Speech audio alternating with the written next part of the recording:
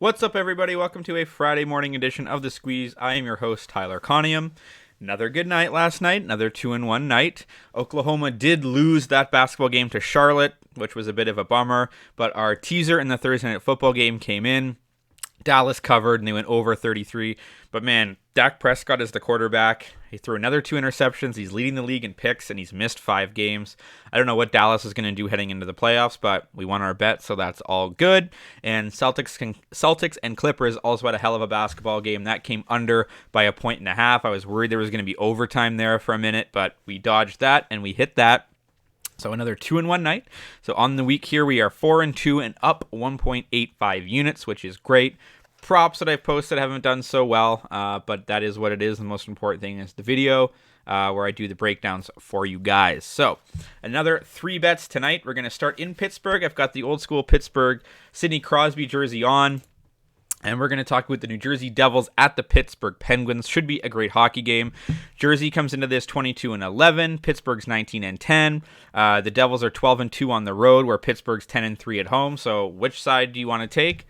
I'm not going to take either side. I'm going to take the under, which is set at 6.5. So on the year, the Devils are 20-13 to the under, and Pittsburgh is 17-15 to the under. Both teams are playing under games. You've got Vanacek in net. You've got Yari in net for Pittsburgh. They're 2 starters. Both good goalies with goals against under 2.8. Save percentages above 91.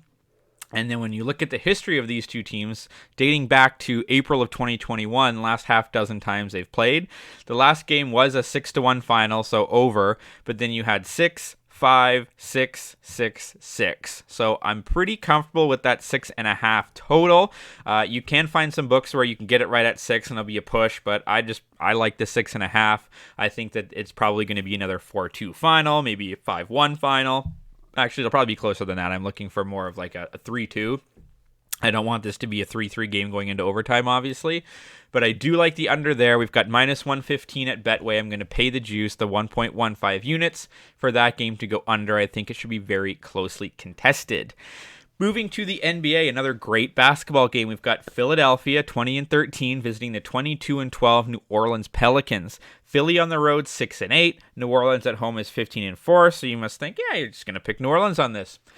I'm going to go with the Philadelphia 76ers at minus 1.5 at plus 100. So we're getting plus odds on this bet. The big thing that I'm thinking about in this is the injury situation. So the Pelicans are still without Ingram, as we know. Larry Nance Jr. is going to miss another game with a neck injury, but Tyrese Maxey is returning from his foot fracture, which is big news for Philly. He was playing exceptionally well before going down with injury. Arguably the second best player even at the time that he went down with injury. So I think that's going to be a big deal. Philly did lose their last game out. It was 116-111 loss to Washington. But previous to that, they'd won 8 straight basketball games. New Orleans is playing pretty well themselves. They've won 4 straight after losing 3 straight. So this game is sort of a pick'em, and I mean, that's why the odds are what they are. But I think the boost of getting Maxey back, don't know how long he's going to play, but I do think that is sort of going to push them over the edge a little bit. Philly's been playing really well. They're 4-0 ATS in their last 4 games with a team with a winning record.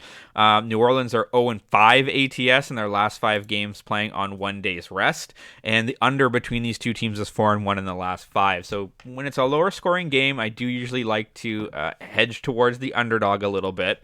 But again, I think this is going to be a big boost for Tyrese Maxey to come back. I like the plus money. It's just a bucket for them to win by. So I'm going to take Philly on the road, minus 1.5 at plus 100. That is also at Betway. Last bet of the day.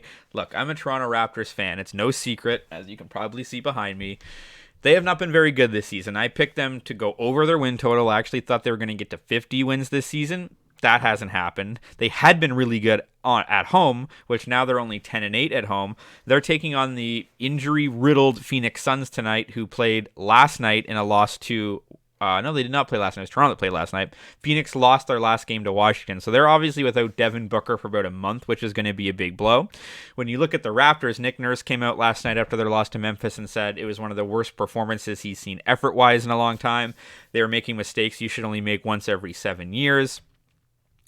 I'm going to take the Raptors in this game, and I'll tell you why. It's not even really about the numbers. I can give you the numbers. It's Suns are 7-2 ATS their last 9 times in Toronto. Last 29 meetings, the Suns are 28-1 ATS. Raptors are 0-5 ATS in their last 5. So if there's a pick you want to fade, this is probably the one. I'm going off strictly off gut feel. I did say when Toronto lost to Golden State, that was a turning point game. That's a changes are coming game. This is a straw that could break the camel's back game.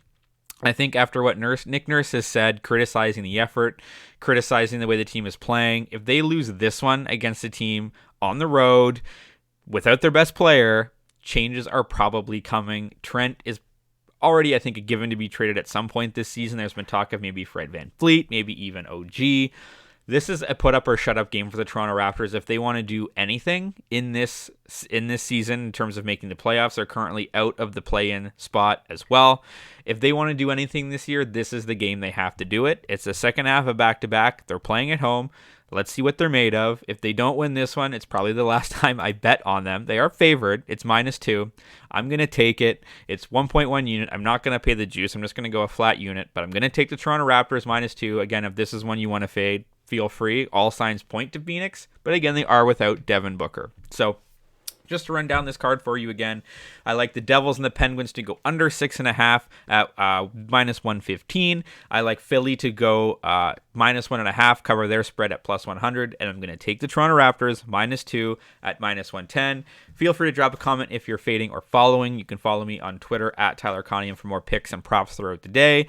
This is now an audio-only version podcast on Spotify and Apple Podcasts, so you can find it there. Now let's just talk some sports.